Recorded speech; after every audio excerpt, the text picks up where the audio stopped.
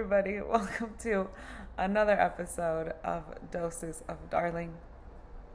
For those of you tuning in for the first time, my name is Darling Membreño, and I am a licensed professional counselor associate here in the state of Texas.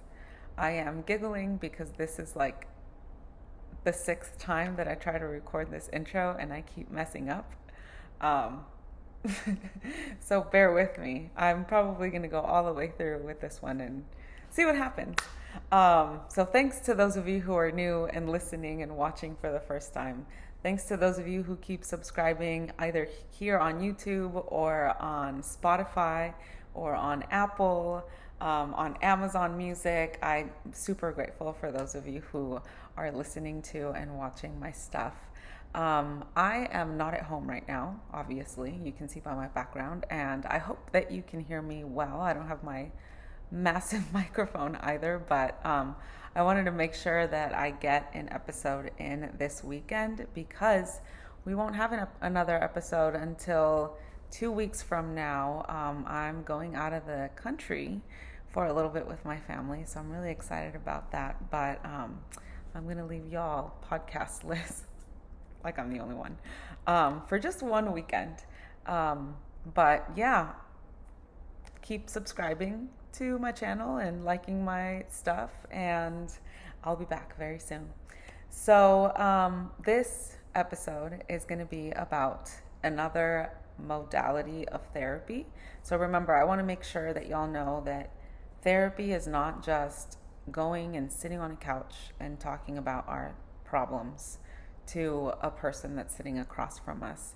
There are so many different ways that we can heal whatever we're coming into the session with, and that's why I want to get this out to whomever needs to hear that, like, you're literally not just going to sit there and talk to somebody, whether it's virtually or in person. There are so many different modalities that you can research and probably fit best with who your personality is. So this is another one that I'm super duper pumped about. I've recommended it to so many different people because it works for so many things, so many mental health issues that come up, and it's a very quick therapy. We have a guest on the podcast today who's going to talk about EMDR, and EMDR actually stands for, I'm going to butcher it in the episode a couple of times. I think I messed it up. I don't know how many times, but it's eye movement desensitization and reprocessing therapy. So you desensitize and reprocess your emotions from when you experienced a specific certain trauma in your life or a situation that is living in your body somehow. So it's another somatic therapy, just like we talked about in the somatic healing episode, where you work with things that you feel in your body or memories that are stored in your brain that you kind of can't shake.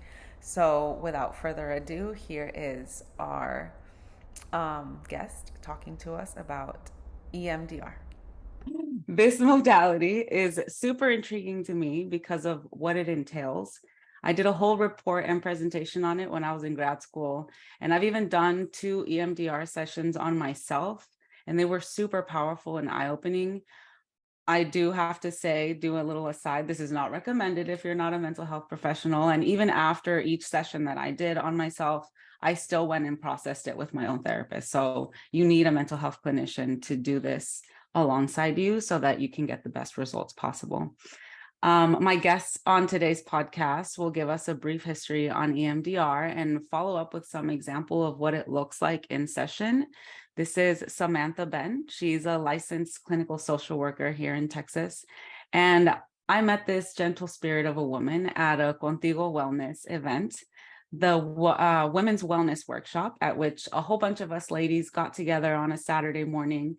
And we did some sound healing, acupuncture, some massages, and then we even had some wellness discussions with amazing therapists. And Samantha was one of them. She was a facilitator and a therapist, and I was able to have a mini therapy session with her. And in that chat, I felt her warmth and inviting and vibrant spirit. And I knew that I wanted to know her a little bit better and have her in my life somehow. Didn't know how yet, but I knew that I needed her spirit in my life. And this was pre-podcast. I was still toying with the idea. And so I just followed her on Instagram, and then she was one of the first people that I reached out to. And it wasn't one of the initial episodes that I recorded, but we got her on here, which is amazing. That's awesome already.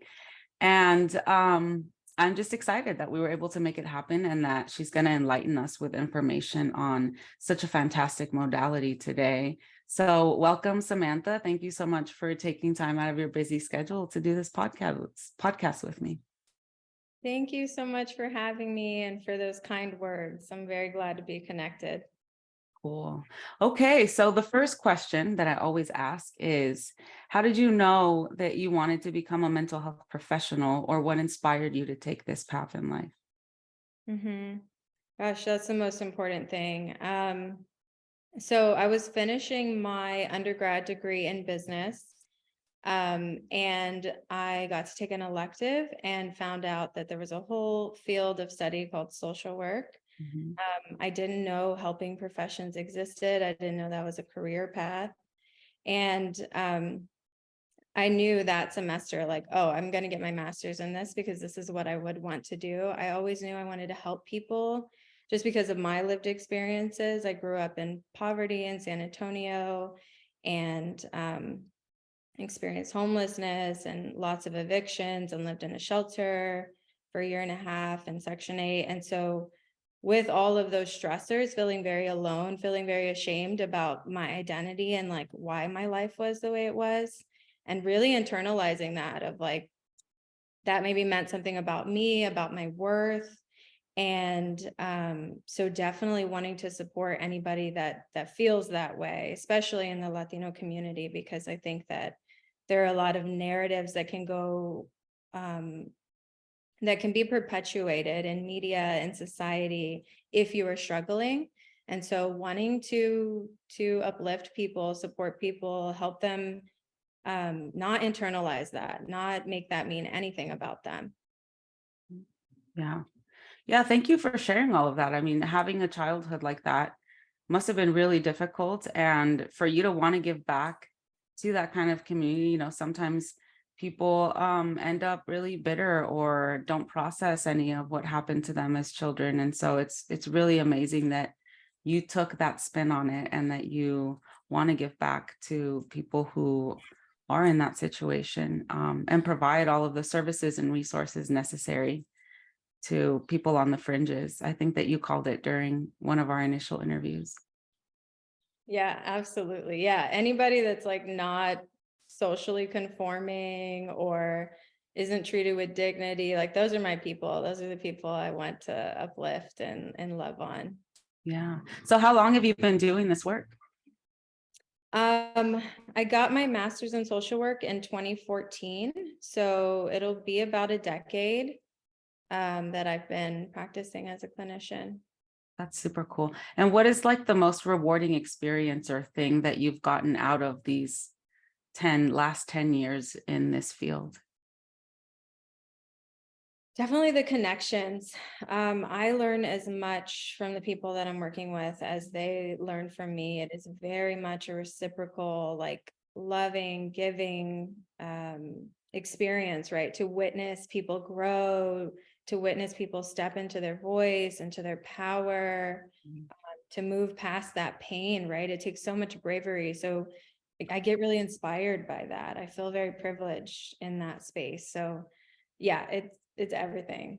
Yeah, that's super awesome. Well, thank you for giving us a little dose of you, and people will get to know you now and understand why you decided to be in this field. And that's really great. So thank you for sharing that. All right, so let's get into EMDR. Can you give us a little bit of what it is, and maybe like a brief history of how it came to be? Yeah. So EMDR has actually been around for a minute. It started in 1987. It was created by Dr. Francine Shapiro. And it's kind of an interesting story. So she was like on a nature walk, feeling her feels, and started darting her eyes back and forth, and she's walking too. So her feet are stepping, which is like the bilateral stimulation as well, which is a part of EMDR. But she noticed that the emotional turmoil that she was experiencing was decreased, and that darting of her eyes had a positive impact on her emotions. And so she got really curious about that, and went and got people to study and research and figure out like what was the sauce, like what was the thing that was helpful, right? And so they found out that it was bilateral stimulation. And so with EMDR, since it's called eye movement desensitization reprocessing, the eye movement we use it's similar to like when you're asleep and you're in REM sleep and your eyes are darting, right, while you're asleep. And that's like processing everything that went on during the day. It's processing your memories, it's integrating your experiences. And so we do that in session with a therapy while you're awake. We will bring up maybe a challenging memory, and then we'll do that eye movement. So the eye movement is kind of the gold standard, but you can do other bilateral stimulation. You can do like a butterfly tap, anything that's engaging, like left brain, right brain, left brain, right brain. You can tap your feet on the floor. There's also like little buzzers that you can hold in your hands that will go off for that stimulation. But that's like the main key ingredient. And so what EMDR does is something that maybe is really hard to face, really challenging to think of. Maybe you have a whole bodily experience when you think of it. When you do EMDR, by the end of it, you're desensitized. You don't feel any sensations. There's that emotional charge goes away. And it's also the most rapid trauma treatment. Mm-hmm. Yeah. So it's interesting that you mentioned that, because I actually read a book by Dr. Shapiro. I think it's called Getting Past Your Past. And at least in that book, I don't know if it's changed, but in a single trauma, either 84 to 100% of single traumas can be processed during 3 90-minute sessions. So it works really, really quickly, again, alongside another mental health professional. But this kind of modality helps us to process things a lot faster, and to I think, like you said, desensitizes us. Oh my gosh, I still said it wrong. Desensitizes you. So EMDR, the sessions desensitize you from feeling the emotions you felt when you had the trauma or when the trauma occurred. And Sam was so nice that she didn't correct me. Bless her heart. From whatever emotions that we were feeling whenever that traumatic event happened to us, right? Absolutely. Yeah. And it's like the least harmful, right? Because going into that can be really destabilizing. Mm-hmm. But like you said, it's rapid, it's the least harmful approach. Yeah. So I know that all of these emotions come up during these sessions. What kinds of things do you use to ground a person back if for some reason the emotions get out of control during the session? That's a great question. So there is a lot of prep work that goes into it beforehand, right? We want to make sure that you have resources, that you're feeling settled and stable in yourself, right? In your neurobiology, in your nervous system. So there's a lot of work before, but during the session, the client can always say like, "Hey, I'm tapped out. I've had that happen before," and we'll go outside together, right? We'll change the temperature. We'll use tea. We'll use aromatherapy. I'll guide them through breathing, lots of grounding and sensory things to get them back into their window of tolerance. Can you explain to us what the window of tolerance is? I don't think my audience has heard that term before. Yeah, so it's we all have a nervous system, right? And that is kind of like our window of tolerance is like our capacity to handle stress. So there's kind of like a green zone, and you want to be in your green zone. That's when you feel rested, you feel safe, you can connect. But if something challenging happens, it'll pull you outside of that. And so then you're out of your bounds, right? And so you might feel anxious, you might feel uncomfortable, you might shut down. Those kinds of things show you like, oh, I'm outside of my like normal capacity. So that's kind of what it is your capacity, and you can strengthen it, you can build it. So a lot of the work we do in therapy is building that tolerance. If you've grown up in chronic stress, your window is going to be really small. Low tolerance is a symptom of mental health disorder. So yeah, we can grow and strengthen that window. Yeah. So, how did you become interested personally in learning or working with EMDR? And do you have any firsthand experience that you would like to share part of your healing with it? I became interested. So I worked, my first job after grad school was at a women's shelter. And, there I supported women through lots of trauma, right? Lots of complex trauma is why you end up experiencing homelessness. And so seeing that level of trauma, that level of stress, and wanting to figure out like what are the best tools, right, to get through this, to help people face this and work through it, because it's very easy to avoid. It feels safer to avoid, right? Especially if you're already struggling. And so I really just wanted to make sure I knew all of the best resources and the least harmful ways to move through that so that people could feel better and heal. And also just in that experience of seeing all of these traumatic experiences that women have lived through at the shelter, seeing that their brains operated so differently, right? Like trying one approach with somebody was really helpful, but then another person, that didn't work for them. And so also just wanting to have all the tools available, all the resources available so that I could help their specific brain based on their lived experience. Mhm. So, what mental health conditions does EMDR help with? So many. So trauma in general, right? Anything from combat, right? Coming back from combat. They've done EMDR with people that have experienced mass shootings. Mm. EMDR helps with anxiety. That's what so you asked the previous question was, have I had experience with it? So I am currently working with my therapist to do EMDR, but we're still prepping. So I haven't started processing yet. But anxiety is one of the things that I'm using it for. And like the onset of anxiety in my childhood.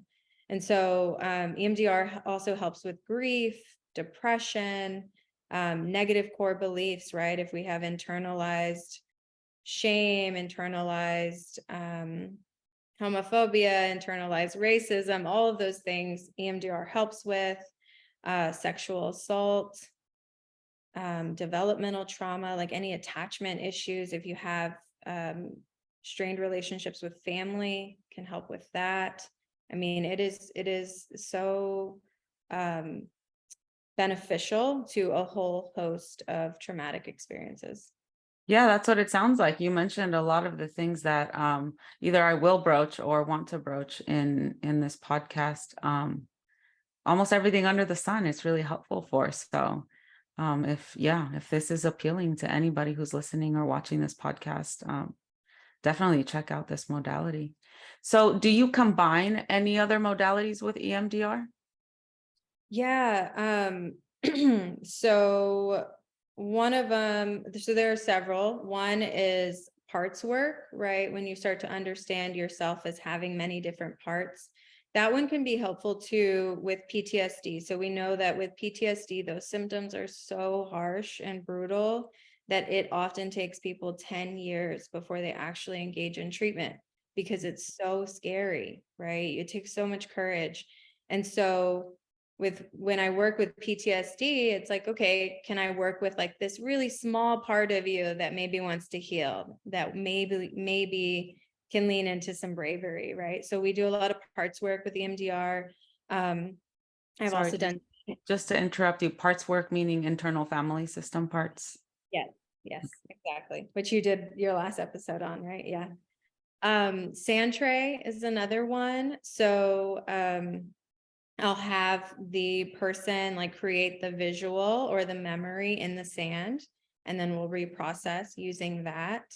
Um, Let's see, polyvagal theory, right? Regulating your nervous system, settling your body. That's so built into EMDR. That's very complementary. The same with somatic healing, somatic work, also bringing in the body. I've got a lot of feedback from clients after doing EMDR that they now understand their body, like they can understand the cues. They can, it's a form of communication now, right? Versus just something they didn't even realize was happening, or they were bothered by it happening, right? By having sensations. And now it's like, oh, this means this to me, and I want to pay attention to it. And so somatic is also part of the EMDR process. Yeah.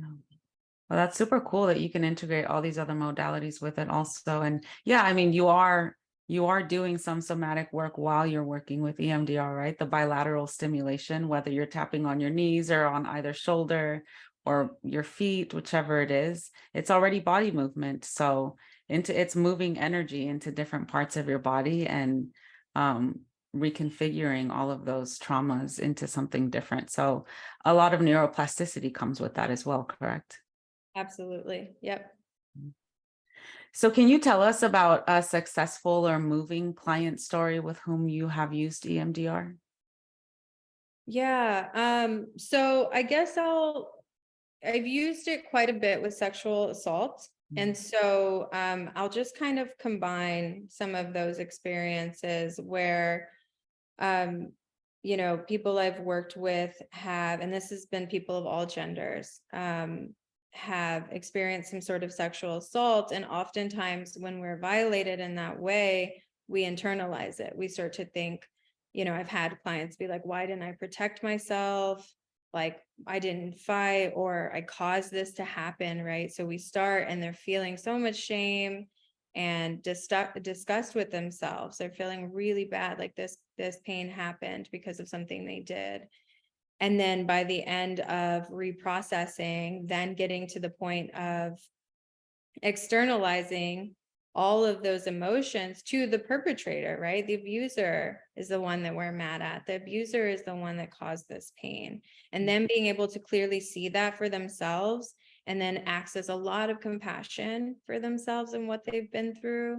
And then experience just the natural grief of how you might feel after you've been violated and abused that way, right? So just being able to really just be sad and feel the natural emotions that come up, the anger, right? The pain, and that not being stunted by hating yourself in that process. So I've seen it work really beautifully with sexual assault. Okay. And so how does it work with this modality that all of these feelings of anger do come up? What needs to happen in order for those feelings to be alchemized or to be processed so that they're no longer there? Are there things that need to be said or thought about? How do we flip the script so we think differently or feel differently when those memories come up? So one thing we do in EMDR at the beginning is we say, just trust your brain to heal itself. Like, there is nothing that we need to make happen while we're doing this. It's very spontaneous. It's very like, it's something that we can't particularly explain, right? There's a lot about the brain that we don't get. And so somehow what I see happen is that people are able to maybe recall like certain memories that they had never had in their consciousness before, but after doing these eye movements, they're like, oh, I remember this one part of it, or oh, I remember I did kick, right? Or oh, I remember this thing. And somehow then they can integrate that, and that changes the narrative that they have about what happened. um, and we do get really specific about like, what do we believe about ourselves? And then part of the second part of the processing is installing a new thought about yourself, right? So we do also get specific about, what would you like to believe about yourself in that situation? And so we do install that thought using eye movement. Okay. Yeah. And I know that the healing is so great that some people experience trauma and it changes their personality. So have you seen personality changes in clients that you work with after they've gone through an EMDR session with you? Obviously for the better, the personality changes. Yeah, I love that you say that. Yes. I mean, confidence is the biggest one. Like, uh, people are able to speak their truth, feel a lot more certain about who they are, feel a lot more positive about who they are and how they move through things. There's just so much confidence and empowerment that I see happen after doing EMDR. Oh, that's amazing. This is making me want to go find a therapist who works with EMDR. Mine doesn't do it, so that's why I said that I do these sessions on my own and then I go process. But just I think the live EMDR is so useful, and I've watched so many different examples, even in grad school, about it, and it's just so powerful and empowering. And once you're ready to do this healing work and um work with whatever memories come up in those sessions, it's such a rewarding modality to use. So I know that there are 8 steps through it, and you've already mentioned, is it 8 or 9? Correct me if I'm wrong. I think it's 8, right? It's 8, yeah. Okay. So you already mentioned the prep work. Do you mind listing for us what those 8 steps look like, so that whoever is interested in researching this modality a little further knows more about it beforehand? I can do it in like a vague way there. So EMDR, I'll say, is scripted, right? It's a manualized therapy, meaning that, I pull up a prompt, I pull up a guide when I'm doing this. And this is what we're taught to do as EMDR therapists, is to follow this, because that's what the research shows is effective. So I don't know step by step offhand because I have my guide with me, but first I know that there's history taking, right? So we're going to go through like the most challenging experiences, right? Like ultimately making a trauma list. What are the things that are really hard for you that we don't want to talk about, right? So we'll do a lot of history taking so we know what could come up during this process, what to prioritize working on in this process. A lot of times it's all connected in some way. And so if we get to the root, we can it'll unravel a lot of the struggles that we're having.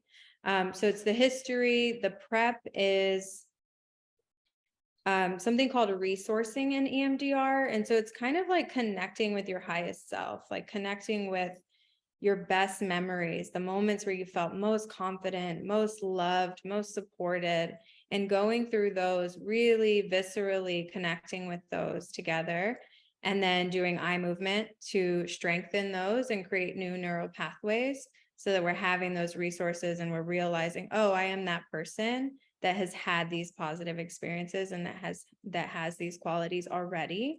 I'm just maybe not as connected with them. And so that's what we'll do. We'll strengthen those and we'll really build those neural pathways.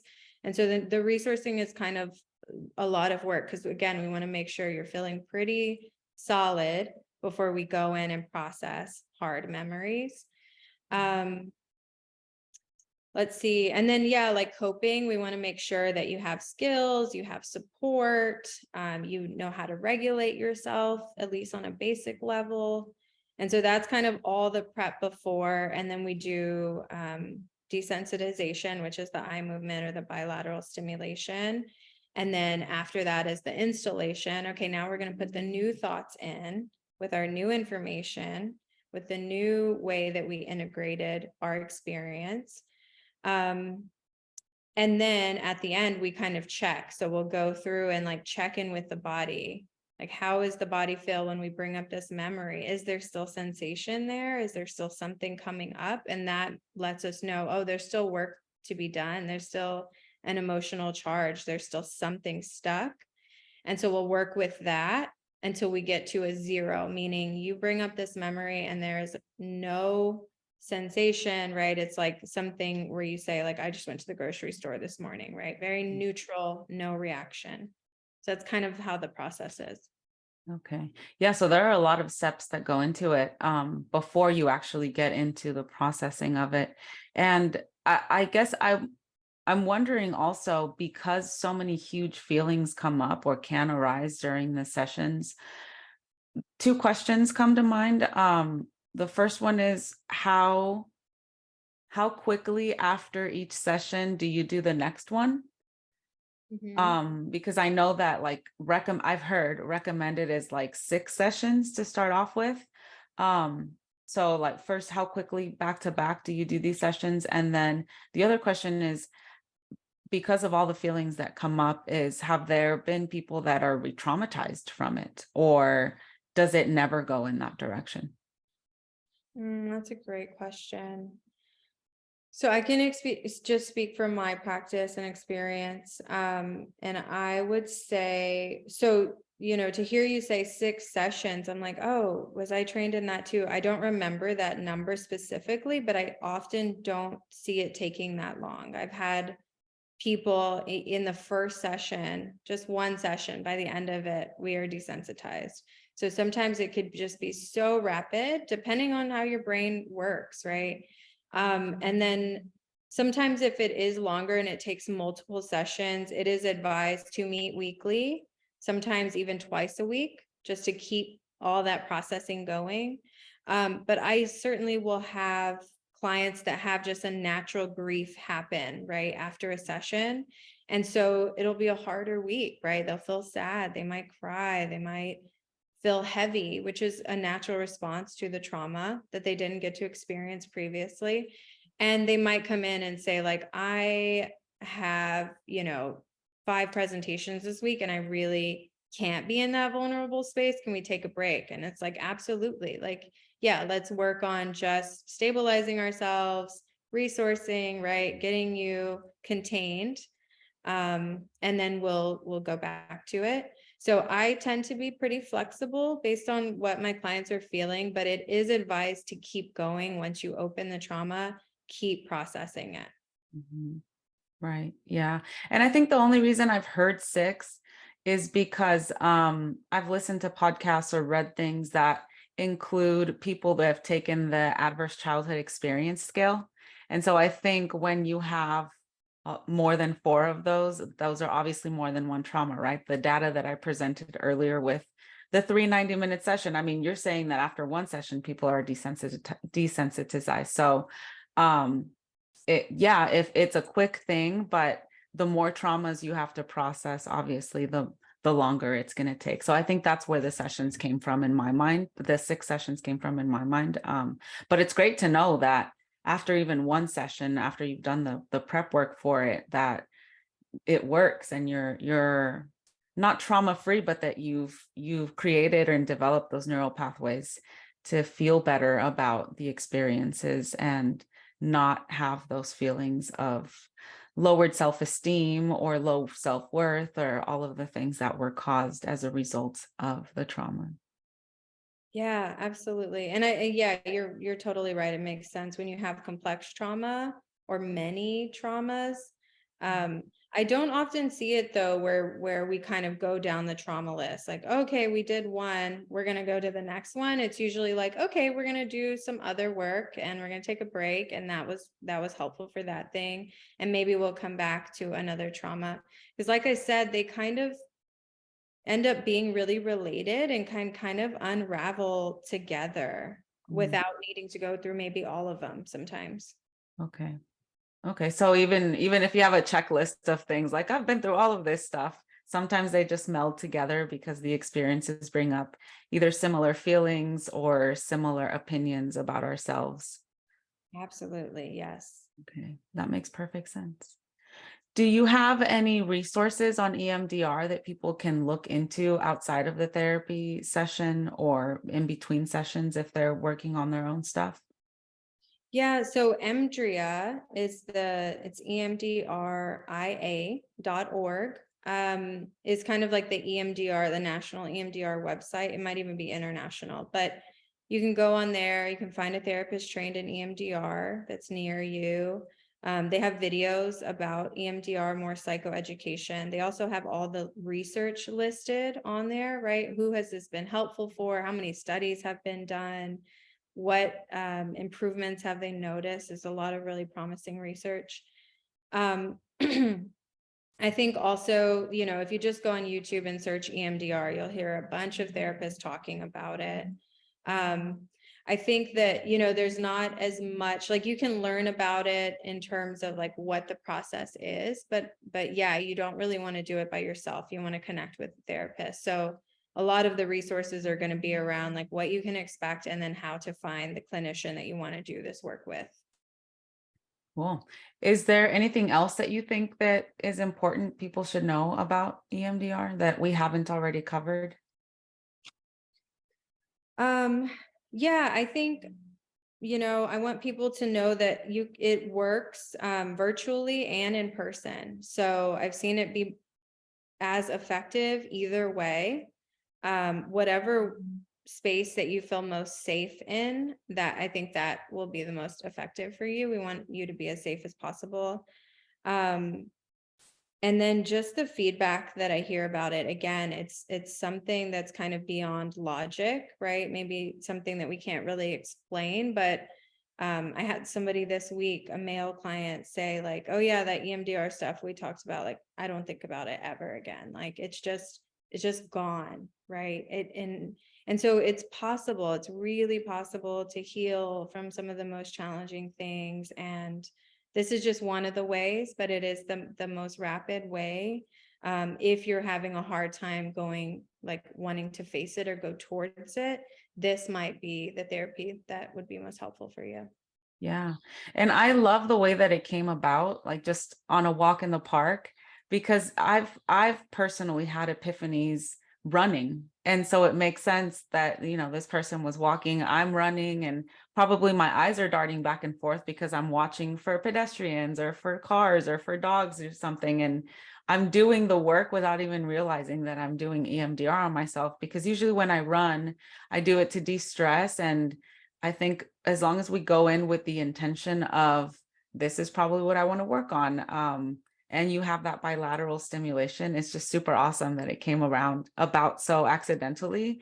And then it's this world phenomenon of healing and processing and helping people step away from all of those traumas that I don't know, change their personality for the worse, and then they can step out of that and just become their best ideal selves. And it's great that you're doing this work. I'm super grateful that there are people out there who are trained in this. I'm looking to become trained in it as well at some point, because I see the effects that it has on people and how positive it is. The little nerd in me, when you were talking about the creating neural pathways, was like jumping up and down because I love all of this stuff, just creating and watching videos of the neurons just forming. That, we're not old dogs that can't learn new tricks. Our brain can continue to grow and change from whatever we were raised with. We can't just be like, well, we're old, we can't change that stuff anymore, it's not true anymore. And I love that research has come up, and that EMDR is one of those therapies that can help us to switch our lives around to a complete 180 from what we've been living, full of traumas and full of low self-esteem and low self-worth and whatever other things that these traumas have caused in us. I totally agree with all of that. It is so transformational. I think I'll also add, just when thinking about the Latino community, sometimes like with our intergenerational trauma, we might not know the narrative, right? We might not know the stories. All of that has been lost. A lot of that has been taken, right? And so with EMDR, you don't have to know the story. We can just go to your body. We can just like know what sensations you feel, or we can just know what emotions you feel, this heaviness you feel. You don't even have to know why. And we can bypass all of that and kind of work with the subconscious. And so I love that about it too, right? It's not something that has to be explicit. It can be very much in your body and subconscious, and we can still work with it. Yeah. Oh, thank you so much for bringing that up. That was a question on my list that I totally missed because of how excited I am about all the other things that you're mentioning. Yes, the EMDR in the Latino community and how it can be helpful. I've pre-recorded other episodes that are going to come out before this one that talk about intergenerational trauma already and what that looks like. And yeah, sometimes we don't have to pinpoint, right, that it comes from great grandma, because she's passing down this feeling of pain from being beaten by her husband or whatever it is. Like, fact of the matter is, it's passed down into our bodies, and sometimes we don't have to know what it is. Sometimes it's just enough to deal with the sensation in our body, and it's enough. That's enough to go through this therapy and this modality, deal with it, and then move on from it so that it doesn't keep further affecting us. Yeah. Thank you for bringing that up. Yeah, absolutely. Yeah. Well, so tell us how to contact you. You have your socials, a website, and then if you have any engagements or workshops coming up that would be helpful to any of us, please let us know. Yeah. So I'm on Instagram. My handle is at cultured therapist, CULTUREDTHERAPIST. Wow, that was hard. Hopefully I spelled those things right. And then my website is cultureinmind.com. I am doing another podcast next month for the wellness evolution, and we'll be talking about um, the Latino community and the different experiences that we have, right? Different generations and how our culture manifests differently. So be on the lookout for that one. And then I'm also going to be doing a what do I want to call it? Like a giveaway. I'm going to be giving away a free course of treatment. So it'll be 10 sessions. And I'll announce that on Instagram, and you can enter yourself or somebody you know if you haven't been in therapy and you've been wanting to try it, maybe EMDR or something you'll want to do. But 10 sessions would seem pretty adequate to work through one issue, or a few, depending on what you're going through. So I'll be announcing that soon as well. Yeah, that's such a great opportunity. So anybody who gets to watch this podcast, I hope that we post it out when it's like time to do it, or I'll watch it and reorder the order of my podcast episode so that it's in time for the giveaway. Cause that's such a great opportunity. Somebody that's listening to this and is like, I want to try EMDR, and it's 10 sessions. It's totally worth it. EMDR and therapy can get really, really expensive. So that's awesome that you can do that and that you can provide the service to somebody who will be very blessed to have you as their therapist. Super cool. Awesome. Well, anything else that you want to say, Samantha, before we sign off? I'm just grateful for the space. I'm grateful that I was invited on the podcast, and grateful for everybody listening and wanting to learn about how to change your life, how to change how you feel. You deserve that. And I hope we can be connected. Yay. Well, awesome. Thanks so much for being on, Samantha. We will be catching up soon, hopefully. Yes. All right. Well, that was an amazing episode. I'm so grateful for Samantha that she took some time out of her schedule to be able to be on here and drop all the wisdom that she did about EMDR. And I hope that like inspired those of you who feel like you're ready to sit through the ugly, because this is a hard therapy. It's a really hard therapy to go through. When people go through this therapy, there's a lot of feelings that come up, a lot of ugliness. And I think the most important thing to take from this, at least from, I don't think we mentioned in the episode, but I really want to mention that, like, if you are able to, don't give up and continue to go through the emotions that you can go through, because it is so well worth it once you're on the other side of it.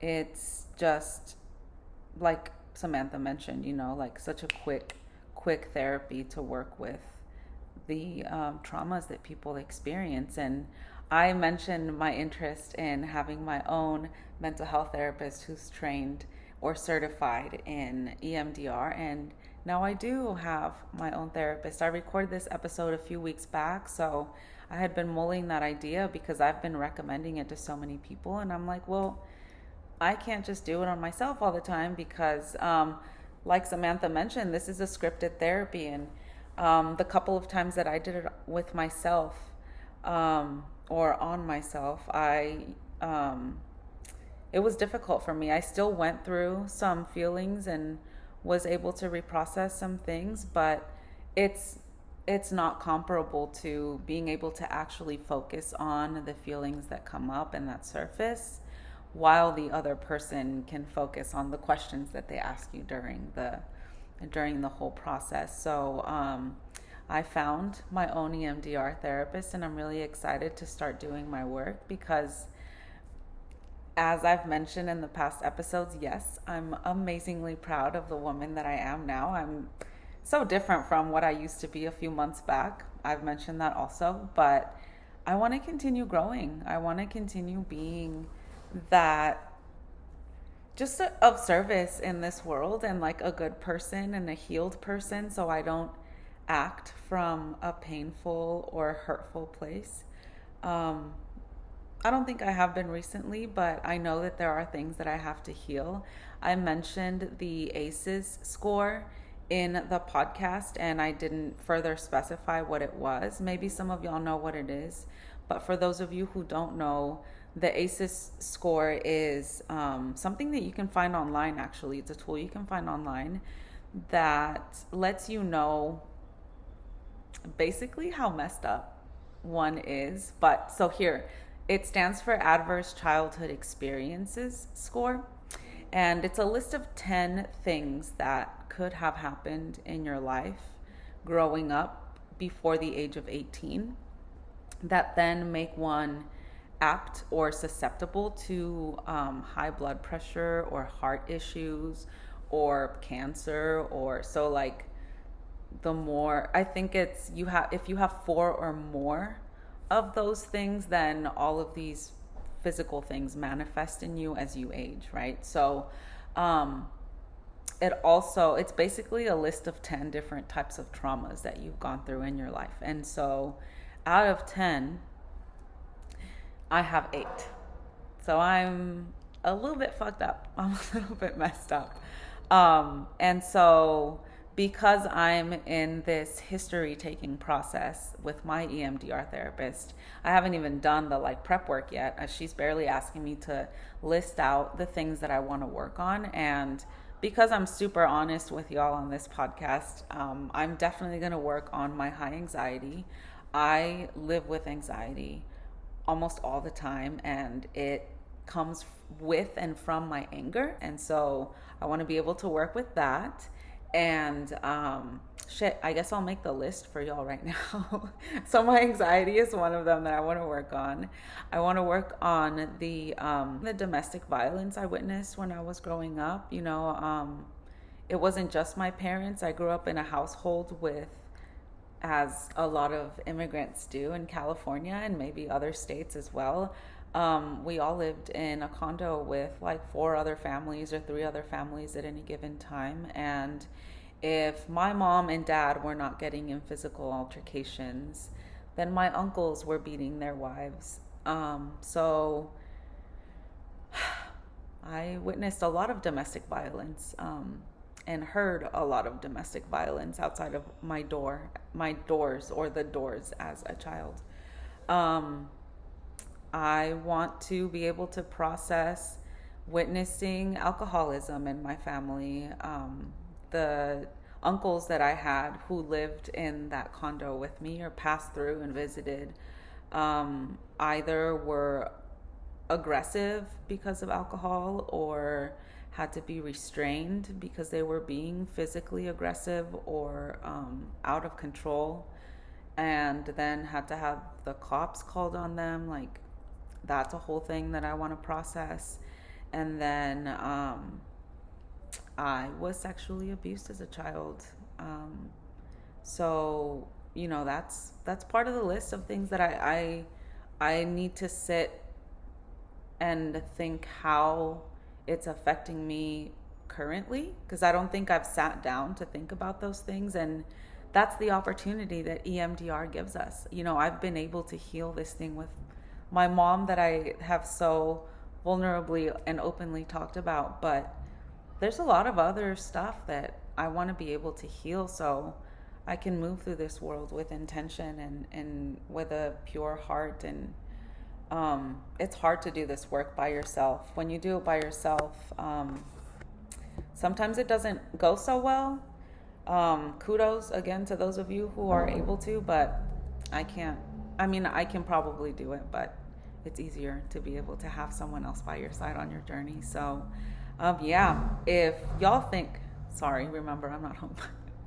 If y'all think that this is a good therapy for y'all and you feel like you're strong enough to sit with the emotions that come up from these memories that you process in therapy, I urge you to look up a certified person in EMDR because, like I said, it's a well worth it therapy. So, yeah, again, we won't have an episode for a couple weeks. So, stay tuned though. I have linked all of Samantha's information below. So she mentioned emdria.org, which is literally the EMDR website. So you can have all of the information that you want. But then she also mentioned that she's going to be on another podcast for Wellness Evolution, and those 10 free sessions, y'all. I can't do it because she's a friend of mine and we're in a consultation group together, and I would just hop on that giveaway.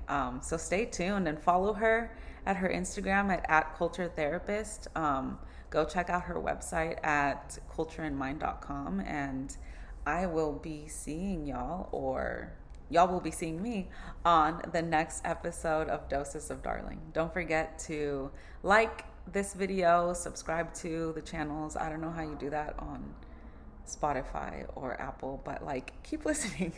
Thank you guys for listening. Thanks for joining me. I am sending you all lots of light and blessings and joy and love and all of the good things on this planet. See y'all next time.